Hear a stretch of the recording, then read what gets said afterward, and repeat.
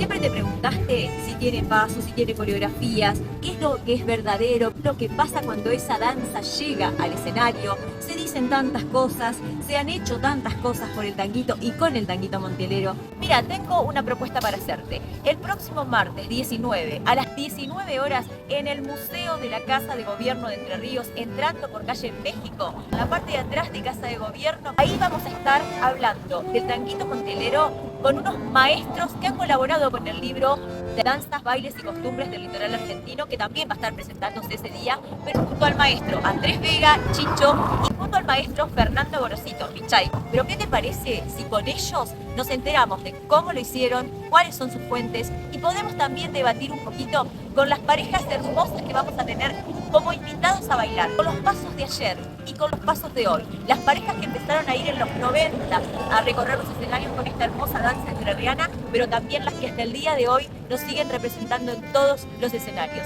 Ezequiel Quiñones, Soledad Jaime, Javier Jiménez, Luis Zárate, Pedro Jaime, Elizabeth Gómez, Laureano Martínez, Margarita Díaz, y los que andan hoy también en cada uno de los escenarios representándonos como entrerrianos: Nico Lemberger y Flor Martínez, Ana Retamar, Oscar Márquez, Juan Vázquez, Denis Lescano, Miguel Martínez, Delfina Costa. Te esperamos junto a Andrés Vega y junto a Fernando Gorosito para disfrutar de lo que va a ser esta tarde. Junto a la música de Marcia Müller, te invito a que nos acompañes el 19 de mayo a las 19 horas en el Museo de Casa de Gobierno en Paraná. Te espero, no te la pierdas.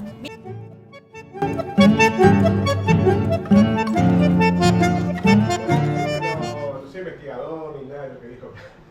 Sí, soy un profe de danza muy inquieto que desde muy chiquito me he ocupado de indagar mucho y recabar información para el momento de llevar una danza escenario, sea con el fundamento, entendiendo que soy docente y se hace docencia también en el escenario, parte de las aulas, ¿no? Y bueno, tampoco crean que le vamos a dar la fórmula del tanguito montielero. Ni yo ni Fernando no venimos con esa idea de decirlo se baila así, el tanguito montielero. Yo simplemente a compartir con ustedes cuál fue nuestra experiencia en cuanto a recrear esta danza allá hace 25, 30 años atrás.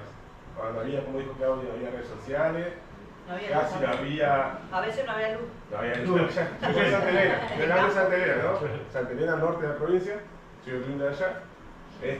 Bueno, había redes sociales, no había el material, el caudal de material que está publicado hoy día, los discos no se conseguían, había cassette que daban dando vueltas por todos lados. Era difícil realmente hacerse material para marcar una propuesta escénica, y más sobre lo que es la danza litoral y más aún sobre el tanguito. En ese momento con mi compañera, mi prima Yani Yana de Santiago también, habíamos empezado a incursionar en los certámenes. Somos bichos de certámenes, como dice siempre mi amigo Xavi Gorosito, y nos criamos en los certámenes de danza, y nos invitan a participar en un certamen acá en Santa Fe, en Gessler, un certamen importante que se llama Haciendo Patria. No, Haciendo Patria no. Bueno, el certamen de Gessler. ¿Por qué Gessler completo? Que tiene un rubro muy interesante, que es el de Pareja Nacional de Baile Litoral. Y queríamos ir ahí para participar del rubro, ¿no? Pero ¿qué pasa? En ese rubro había que bailar entre varias danzas litoral el tanguito. Y con mi compañera, sinceramente, ya con 20 y pico de años, no habíamos bailado nunca el tanguito. Desconocíamos cómo se bailaba el tanguito. Y bueno, teníamos esa cuestión, a ver, vamos a un certamen que bailar tanguito, ¿qué hacemos? Teníamos tres posibilidades. Como se dice comúnmente, vendíamos fruta, íbamos y bailábamos lo que salga, que no nos parecía lo correcto. O bien, salíamos a hacer investigación de campo, tampoco era viable, éramos gurises, no teníamos fondos, no teníamos auto, no teníamos la preparación ni los conocimientos técnicos para eso. Así que el único camino que nos quedaba era tratar de empezar a recopilar información de lo que está escrito, o de lo poco que está escrito, o esto, llamar a profes de Diamante, de Concordia, de Villaguay, a ver qué tenían y qué sabían del tanguito. Queríamos llevar la propuesta, pero responsablemente, ¿sí? Y bueno, la primera información que teníamos era nuestro manual del instituto donde estudiamos, que llegaba. Ahí vamos a ver la primera filmina, donde don Pablo Santos Amores, en ocasión de un congreso que se hizo acá en Paraná en el año 85-86, recibe de Néstor Cuesta la información de que en Diamante, y esta información la da la abuela de los hermanos Cuesta, el tanguito, y voy a invitar a la pareja, porque si no nos movemos no vamos a entender.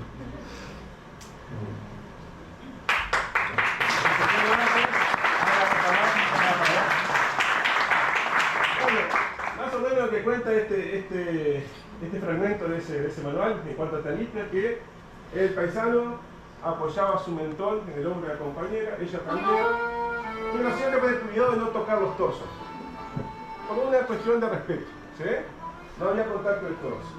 Él dice que era un baile balseadito. Nosotros los bailarines, cuando dicen balseadito, asociamos enseguida al paso balseado, que sale la chamarrita, el vals, o una cadencia que va balanceando de izquierda a derecha, y que había un código, y ojo acá, código de... Y el varón o el paisano, si quería manifestarle su amor a la compañera, presionaba con el dedo pulgar la espalda de ella.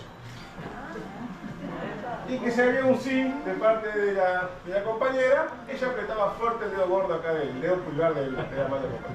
Era un código, ¿por qué? Porque estaba la mamá, la abuelita, los dos acompañando de baile. Si había ese sí, ese apretón de pulgar, era permiso para acercarse un poquito. También gente llamada nos contaba por aquella época que los paisanos a veces buscaban tocar la puntita del pie de la compañera, también con esa idea de, a ver, permiso, ¿puedo acercar un poquito?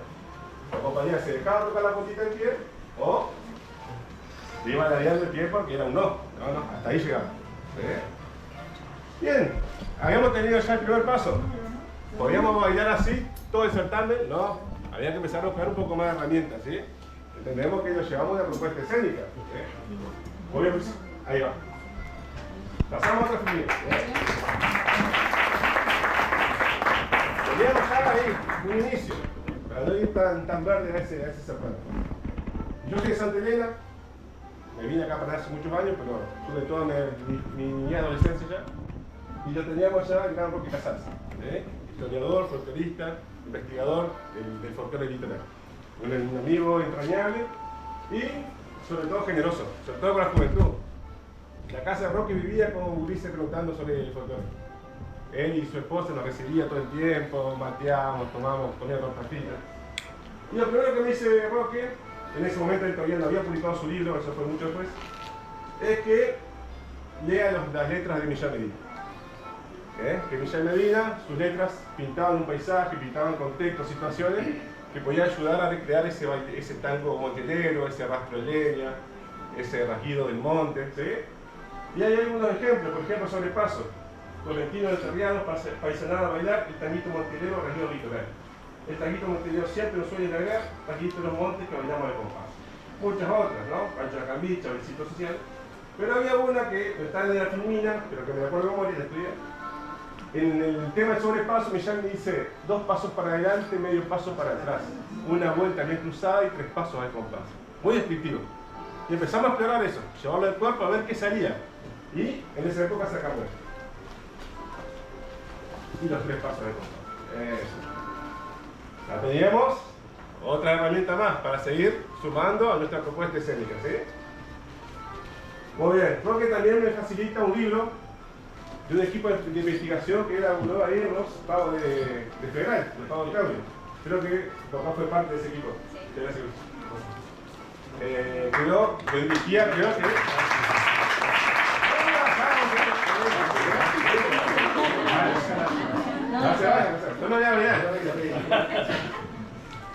Lo dirigió Clara Pasafari, ¿no? Pasamos a la termina. Y que fue publicado en un libro que se llama Expresiones de la cultura tradicional de Montiel del año 98. Entre tanta información que tiene ese libro, que es realmente maravillosa en cuanto a todo lo que nos da sobre el folclore de esa zona de la provincia, hay una descripción de lo que el poeta Juan Víctor La Rosa describe como el tango a pasos. En aquella zona se llamaba tango a pasos. Y él deduce que ese tango a pasos es lo que conocemos nosotros como tanguito montilero. También en la zona de Santa Elena decían el paso a paso, como así decía Rastroleño en otra zona y otros nombres, tango liso. Pero nos quedamos en esto. El tango a paso se bailaba en pareja, sin soltarse y con largos pasos, en parte el varón echaba el cuerpo hacia atrás y una pierna hacia adelante. Hacía que la muchacha, abierta de piernas, quedara montada sobre el mundo del mozo y las caras pegadas. Hacía 3 movimientos de vaivén y luego seguían largos pasos. Algo así empezamos a explorar y salió. Algo que también vemos por ahí en los ríos dobles, las milongas, en el tango antiguo porteño. al menos la forma, ¿no? Y ya nos damos dando cuenta de una situación, el carácter diferente que le daba, por ejemplo, el primer texto, de un hombre tímido que se acercaba, a otro carácter que es la pareja bien cerquita, rostro con rostro, contacto. Pasa que en el monte pasan cosas. Exactamente, ahí va la primera conclusión que sacamos. La primera conclusión es esta. El que recopila había una pareja, dos. Y no podemos generalizar por dos parejas o tres parejas de que todo el mundo bailaba así, ¿no? Y como decía Claudia, toda la vida hubo gente tímida, gente introvertida, extrovertida, que se animaba más, se animaba menos. Y bueno, nosotros ahí jugábamos con esa situación, ¿no? Íbamos sumando, ya teníamos 2 o 3 pasitos para ir a pelear allá el certamen de la gente. Vamos al otro finito.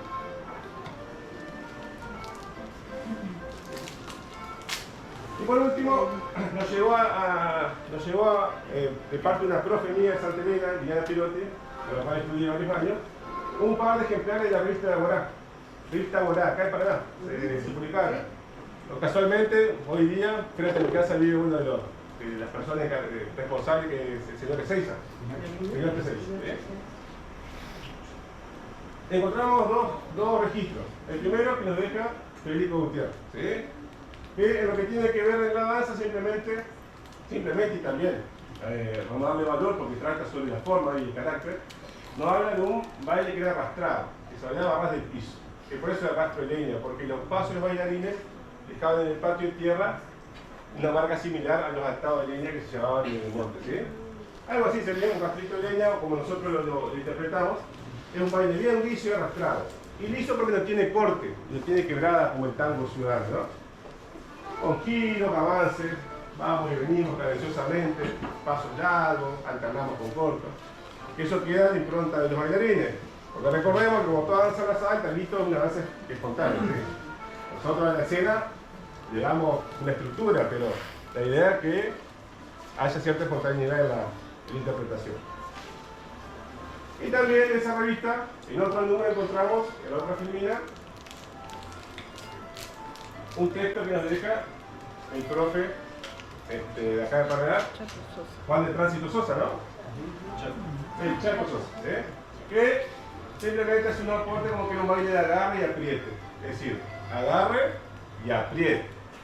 Volvemos a lo del principio, dependía de la personalidad de cada bailarín, del contexto, de la situación, del interés que había. De agarre, enlazado, de apriete, cuando ya avanzamos un poquito más fuerte. Dice, su paso según mi sano conocimiento y experiencia es valseadito. Volvemos a esta forma valseada. Ya tenemos dos formas. Caminado, valseado y también el troteado. ¿Cómo era ese troteado? Que decía Millán Medina. ¿Habrá sido esto? ¿Habrá sido esto? ¿Cómo será el troteado? Y bueno, ahí donde el bailarín empieza a explorar. Empieza a explorar y bueno, a veces salen cosas que pueden haber sido aproximadas a lo que se bailó, capaz que no, pero siempre con la idea de ser respetuoso de lo que nos dejaron escrito el quienes nos antecedieron. Así que más o menos de esa manera logramos nosotros estructurar un tanguito para llevar a ese certamen. Tuvimos la suerte de ganarlo. Ahí, con el Telepar.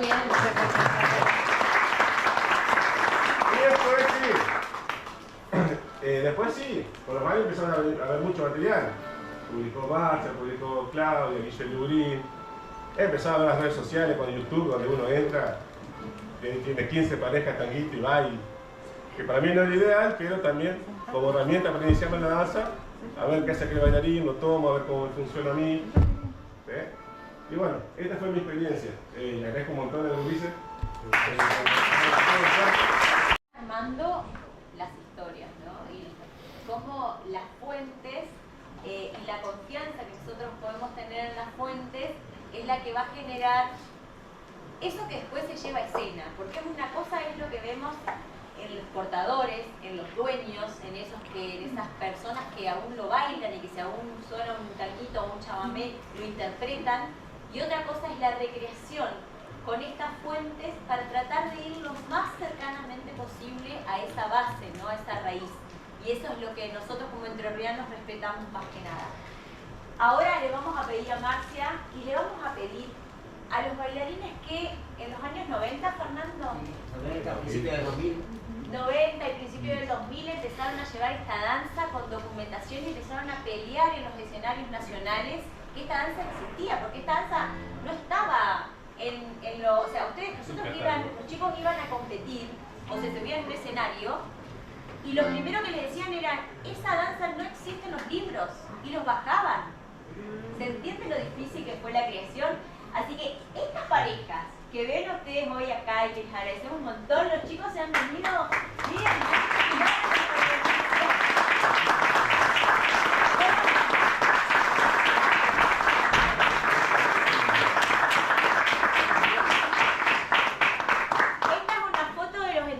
que la pelearon arriba de los escenarios.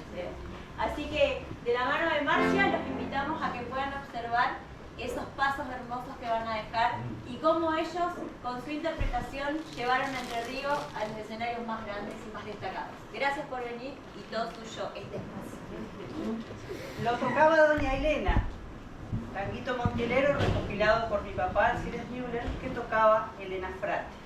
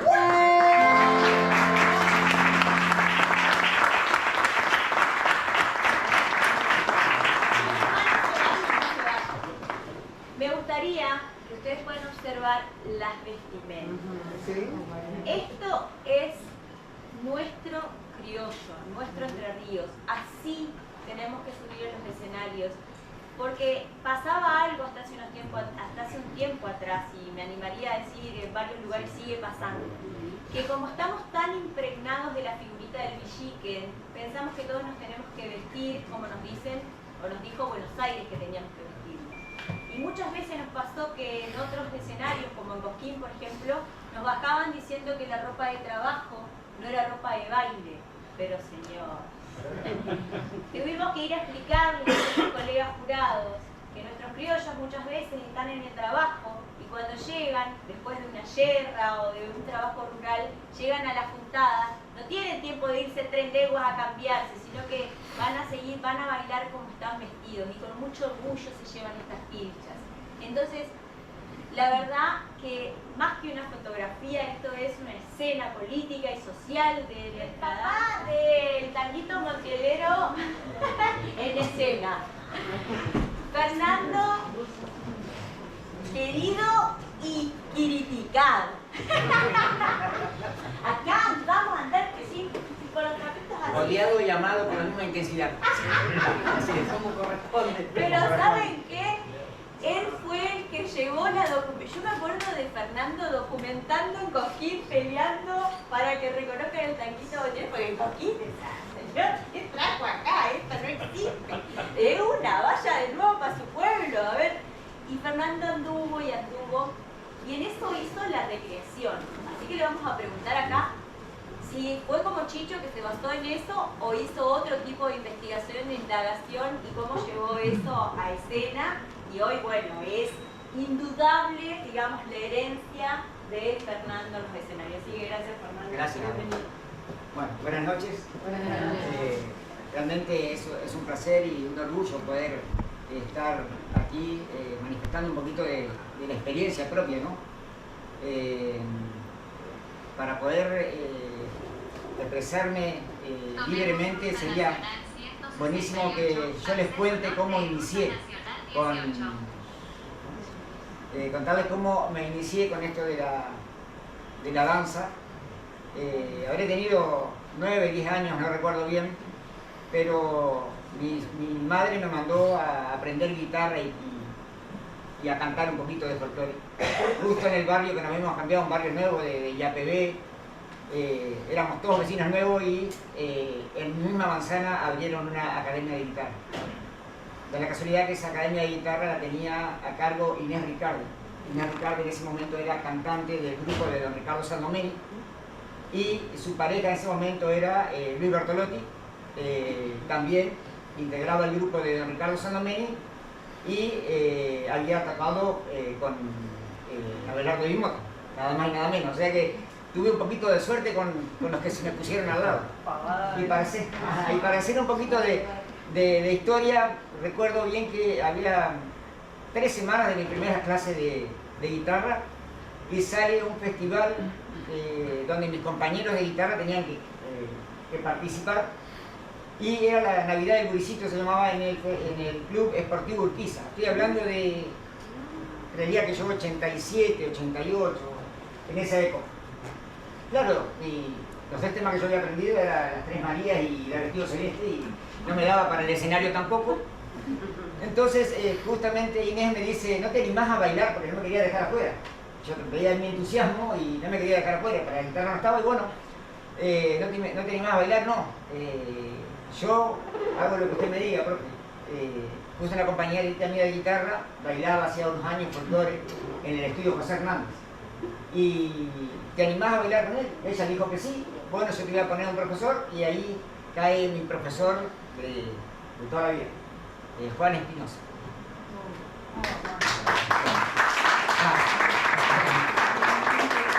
Estoy viejo ya, me emociono. Bueno, Juancito hizo su magia y en 2 clases me subí al escenario. Bailé un chamamé con mi compañera y ¿por qué cuento esto? Porque por el contrario del resto de los bailarines folclóricos que empezamos con las castañetas, el gato y las vueltas enteras y los giros, mi primer contacto con la danza folclórica fue una danza de acordeón y de abrazo. Y bueno, así empecé. El otro año empecé a tomar clases con Juancito Espinosa en el estudio José Hernández, Inés Ricardo daba clases de José Hernández. Se ve que andaba bastante bien porque al año ya de bailar ya me pasaban con los alumnos de 3er y 4º y fue evolucionando rápido, aprendía rápido el gurí y a los 13 años ya empecé a formar parte de la compañía de Juan Espinosa, que era el grupo de danzas Lazos de Amistad. Y empecé a codearme con bailarines, digamos, de esos tiempos que pisaban fuerte. Al mismo tiempo, así inquieto como decía Chicho de su búsqueda, también me empecé a entrevedar con la danza de estilización folclórica y empecé a participar de lo que era el ballet folclórico de los entrerrianos, que en esos tiempos acompañaban a los hermanos Cuestas. Los Cuestas en esos tiempos eran los nocheros. Bailábamos por todos lados, conocí festivales, conocí personalidades de la música y de la danza, de verlo al Chúcaro ahí, compartiendo algún escenario, y en fin, mucho conocimiento en poquito tiempo. Y bueno, todo eso lo iba juntando, pero hay algo más importante aún que yo tenía. Cuando empezamos a bailar, ya estoy hablando de 89, 90, que empezamos a participar en certámenes nacionales ahí con Soledad Jaime, que está ahí. Bueno,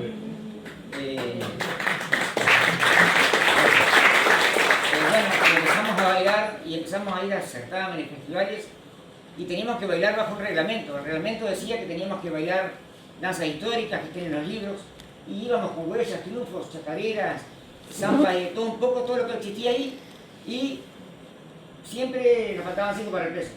Era llegar a la final y hasta ahí llegábamos. Y un día le digo a la Sole, no bailo, no pasa la final, sabemos quién era primero, segundo y tercero, y nosotros la mención especial, porque ya damos casi siempre los mismos resultados, y voy a bailar un chamamé. Y bueno, sí, bailamos un chamamé, listo. Elegimos de bailar un chamamé, me acuerdo que yo zapateaba malambo en esos tiempos también, con la bota de malambo, con bacha ancha y una camisita ahí más o menos, acomodamos el cuerpo, bailamos un chamamé, y a partir de ese momento, creo que 5 o 6 años sin bajarnos de los podios con nuestra danza vitroleña, en esos certámenes. Nos empezamos a meter en certámenes, a ganar certámenes, que era importantísimo, y atrás de nosotros todos nuestros bailarines que nos acompañaban, nuestros alumnos, nuestro grupo de danza, empezamos a meter el litoral de a poquito en distintos festivales. Cuando llegamos a Cosquín, en el año 96 para el 97, ¿y por qué hacemos referencia de que decía Claudio que lo llevó, el que lo puso ahí a Tanguito? Porque antes de esa fecha, Cosquín era pareja de samba, no había pareja de baile, digamos, con todas las danzas, era pareja de samba y pareja de tango. Y justo para esa fecha se abre, ya había tenido la posibilidad también de participar como pareja de samba en un Cosquín con la hermana, con Liliana Jaime, hicimos un certamen, y bueno, empezamos a participar, nos presentamos en un Precosquín en Esperanza, ganamos con un tanguito montilero que ya lo veníamos bailando, y con un chamamé. Fuimos a Cosquín, lo presentamos, y en ese año se dio algo inédito, que el jurado nos dio un premio de revelación y una mención especial. Y nos dijeron que no, nos daban, digamos, el premio porque no tenían cómo sustentarse ellos, porque no tenían ningún elemento en papeles que diga que el tanguito montilero existía, que les parecía original, les parecía auténtico, pero no había elementos que avalen para que ellos digan sí. Entonces es como, ganó una pareja, Silvina La Falce, la debes conocer, una profe conocida de Buenos Aires, y nosotros tuvimos ese premio, y con la inquietud de que el año que viene íbamos directamente a la final con papeles de tanguito. Y ahí empieza mi trabajo. ¿Por qué no hablar con Sandomeni? Sandomeni yo tenía un trato con él muy particular, porque la señora de Sandomeni era prima hermana de mi mamá, éramos medio parientes, entonces yo tenía un diálogo bastante fluido con él, espontáneo, pero con Sandomeni, los que lo conocieron, era muy difícil hablar en serio, porque él decía una cosa en serio y atrás de eso 3 bolazos. Entonces no era fácil poder sacar testimonio de, si bien era el que más había escrito de tanguito montilero y había muchas obras de él, era difícil eso. Es más, José Albino se inspiró en el Bacará con el personaje de Sandomeni. Y bueno, entonces, cuando empiezo a indagar, él me decía, mira, esto a mí me lo baila la Rusada. Fue lo que me dijo. Porque él hacía muchos bailes en las aldeas, y bueno, me lo baila más la Rusada que... Y dice, la gente baila así, me hacía unos pasitos. Y después consultando también con otro, digamos, personajes en esos tiempos que bailaban, el gaucho Quitilo, que yo tuve la suerte de aprender a bailar en el patio de la casa de Quitilo, con Juancito, les contaba al principio. Él me decía, nada, eso no existe, eso es un invento del mundo P. Entonces ya le preguntaba a los viejos, y los viejos no sabían decir nada. Bueno, el año, cuando fuimos con los papeles, no había nada, entonces el tanguito del 98 pasó sin pena ni gloria, por Cosquín. Pero veníamos cobrando fuerza por todos los otros certámenes nacionales. Y ya en el 99 aparecemos con 2 parejas en Cosquín. Creo que fue en el año 99 cuando Noelia Tarogorri y Fito Jaime ganan por Puerto Yeruá. Creo que vos fuiste, decir que no, fue por Puerto Yeruá. Ganaron ellos y llegaron a Cosquín y bailaron rumbeando para Federal. Un tanguito montilero que en los papeles figuraba como reído doble. Pero yo sabía que era un tanguito montilero, porque hay problemitas ahí con el tema de las inclusiones de los temas. Depende si el sello era original o si era un sello que era de los que llamamos trucho, que grababan muchos. Te agrego un dato para que entendamos también la historicidad de la música. Edmundo Pérez pide el registro en Sadaic en el año 74. Graba por primera vez Ricardo Sandomeni para la colonia argentina. Sadaic lo reconoce como subgénero al tanguito montilero en el ámbito folclórico en el año 94. Recién empezamos a existir a nivel nacional. Claro. Sí, es un problema que como pasaba en el campo, y que vivan a 3 o 4 gurises juntos. Yo creo que pasó eso. Escribieron fue reconocido públicamente antes el hijo que el padre. Eso fue lo que pasó con el tanguito en sí. Pero volviendo a estas anécdotas de la búsqueda, que no teníamos mucho, ahí sí, Fito Jaime y Nadia Telagorri llegan a Cosquín y ganan, también le dan el premio y también, pero no pudimos encararlo solo, ganó un premio compartido con una pareja de samba. Pero por lo menos ahí ya nos abrieron la puerta, ya el tanguito tiene fuerza y yo seguía trabajando, investigando y tuve la suerte de empezar a trabajar en Vialidad Provincial. ¿Y por qué digo la suerte? Porque cuando entro a trabajar, yo estaba en la oficina donde se marcaban las tarjetas y uno de los jefes del taller era Edmundo Pérez.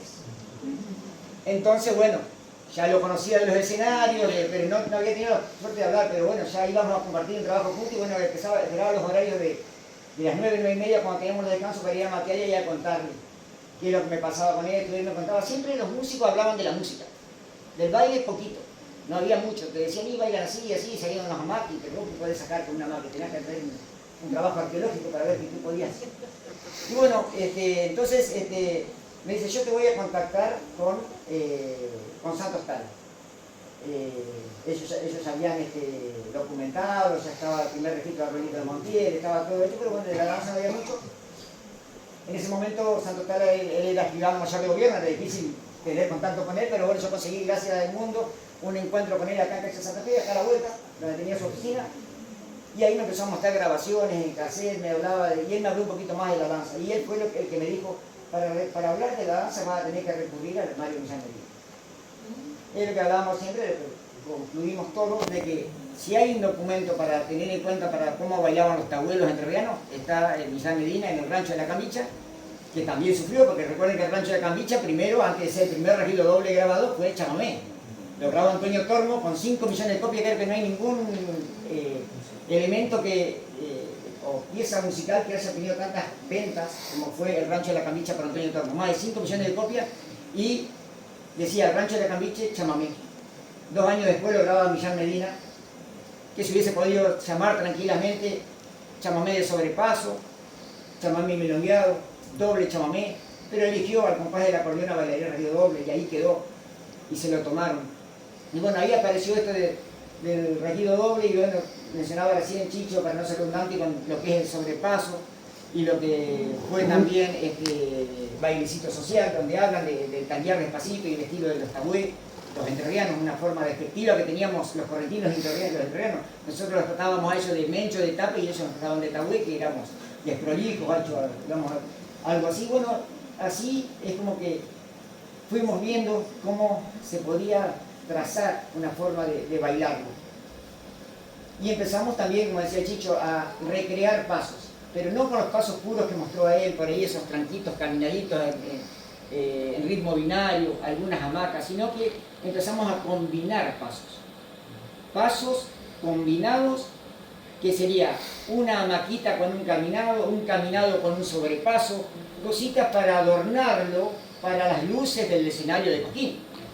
Porque caminando y al tranquito y a las hamaquitas no le íbamos a ganar a nadie. Porque era algo que no tenía, aparte, el mismo Ricardo Sandoval decía que era un tango de la madrugada, era para enamorar, para andar de novio, era lo lento del gaucho. Digamos, era para hablar, no era otra cosa. Entonces era muy difícil poder poner en consideración de un jurado técnico una danza que por ahí no tenía brillo, no era para virtuosos, pero yo estaba envenenado con el tanguito. Yo quería verlo ganador, quería ganar con el tanguito. Entonces seguía, y ahí empezamos a recrear pasos, y ahí yo voy a pedir a una parejita ahí, compañera Soledad Jaime y Ezequiel Quiñones, bailarines de aquellos tiempos, para que recreen esos pasos que pusimos en Cosquín en el año 97. A ver si...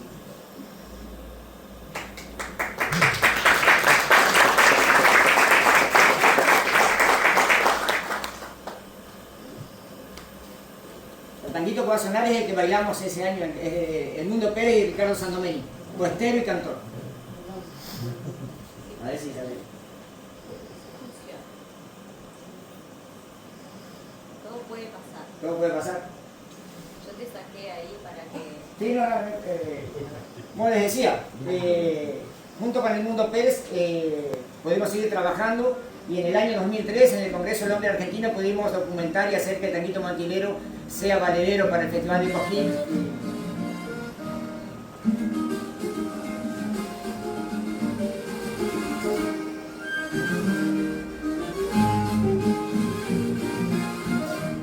Yo soy nacido monte adentro entre Palmas, Caranday, y tengo un rancho florecido de espinillo y azumay. Con el cantante Jacarandia me despierta la claray, debajo de un verde encendido del rojizo cardenal. El caburé, fuerza de pallea del regional de la Garrobal, en la maraña impenetrable se esconde la clara.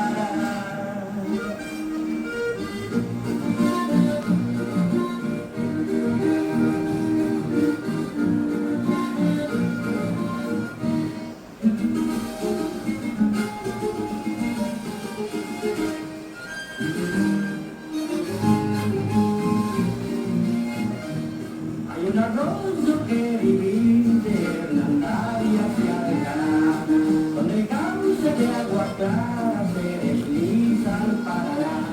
Entre la selva montielera sintoniza el acordeón, porque en el rancho de un puertero se decora la diversión. El caburé, fuerza de pallea, verde pional de la Garrobal, en la maraña impenetrable se esconde la clara.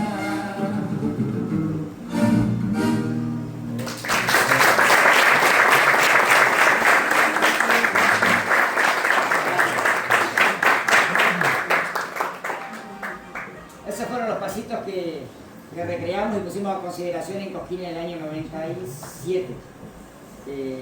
Agradecido con Ezequiel Quillones Firulete, para los que conocieron, se habrán dado cuenta, y Soledad Jaime, que fue mi compañera en ese momento. Gaucho coqueta, en realidad. Exacto. Bueno, les decía, en el año 2003 pudimos presentar en el Congreso del Hombre Argentino, un congreso que se hacía en Cosquín, en la Plaza de los Artesanos, ahí donde pudimos, junto con el Mundo Pérez, llevar y poner a consideración lo que fue el tanguito montilero danza, y tuvimos la suerte de, a partir de ahí, se le abran las puertas. Pero ese festival era uno de los festivales que queríamos entrar. Había otro importantísimo que era el Festival Nacional del Malambo en La Borde, que para esos tiempos estaba medio complicado porque las danzas que tenía Entre Ríos como referencia siempre eran danzas históricas, lo que eran huellas, triunfos, celitos, pericones, y el litoral no entraba por ese festival, o sea que se nos hizo muchísimo más adelante. Por suerte, alumnos míos también ganaron ese festival, capaz que 15 años después, pero con esta esencia, digamos, del tanguito liso que lo mamaron desde chico y con el respeto que le dimos desde siempre. Por eso les decía de que tuve suerte porque desde que arranqué a bailar me rodeé de gente que era muy conocedora y me supo orientar, saber descifrar lo serio de lo bolacero, como decimos nosotros en la parte de don Ricardo. Y bueno, yo creo que sirvió. Y a la pregunta que hacía, el tanguito tiene pasos, para mí sí, los pasos puros que nos dejaron los gringos con los bailes de acordeón, los caminados, las hamacas y los sobrepasos propios del showbiz y de la polka.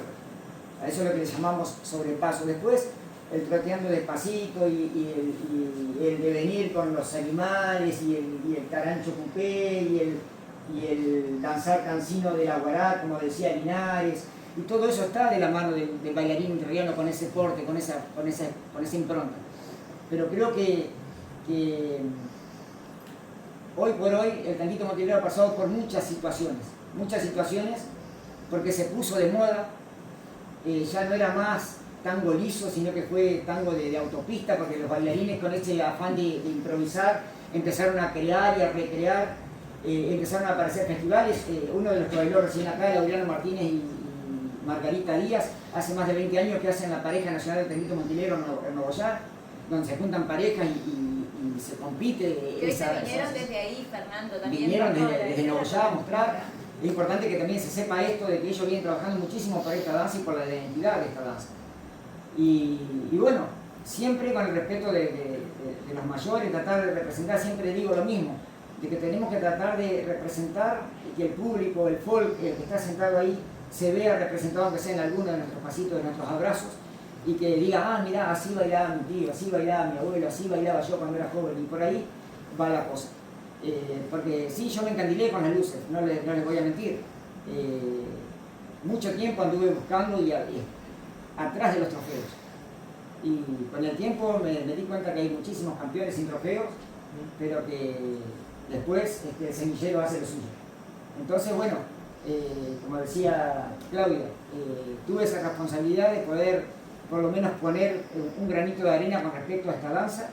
Y hoy me enteré de una cosa, que hablando, te pasé el audio, hablando con mi maestro, invitándolo para que venga, para que me rete si hago las cosas mal. Juan Espinosa me contaba que él, en el Festival Entrerriano del Folclore, en el año 89, bailó tanguito montilero y el jurado le pidió documentación y no ganó en el Festival Encuentro Entrerriano del Folclore. Villaguay. En Villaguay. En el tierra entrerriana. No le tomaron el tanguito montilero como danza entrerriana. Entonces, si nosotros mismos no... Justo nos tocó la época donde el folclore era una cosa, el tango iba por un lado y el chamamé iba por el otro. Es como que nunca eran folclore esas dos. Entonces se nos complicó la cosa, pero bueno, hoy por suerte tenemos otros elementos y otras herramientas y bueno, tenemos la gurizada que ahora vamos a invitarlos a bailar. No te vayas, no te vayas. Ahora, otra vez vamos a la música y ahora los invito a ver quiénes nos están representando hoy en los escenarios, que son los bailarines que andan por muchos lugares llevando nuestra danza, defendiéndola y ganando, ¿no?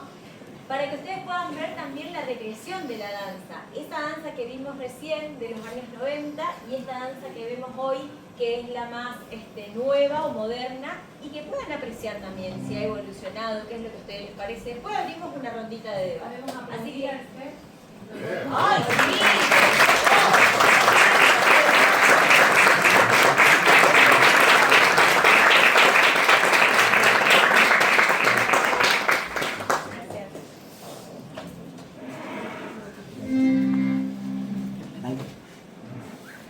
El acordeón de la nona, una composición propia que le dediqué a mi abuela Elena